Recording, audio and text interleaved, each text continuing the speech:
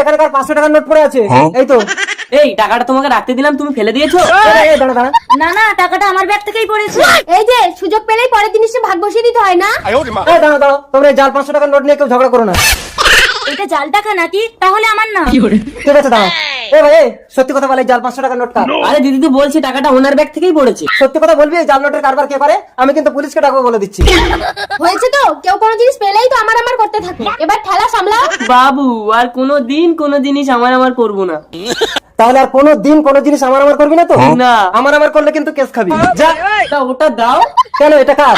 আমার। ভাই তুই এক্ষুনি বললি কোনো জিনিস আমার করবি না, আবার বলছিস এটা তোর। তা ওটা তো আমার ভালোবাসা। ও স্বামী, তুমি আমার বাস থেকে 500 টাকার নোট বের করে এনে আর এদেরকে ম্যাজিক খেলা দেখাচ্ছ? আসলে এটা আমারই টাকা, একদম আসল। এটা ফেলে দিয়ে পরীক্ষা করে দেখছিলাম টাকার জন্য মানুষ কতটা নিচে নামতে পারে। এই চলো, টাকা দেখলেই কি আমার করতে হয়?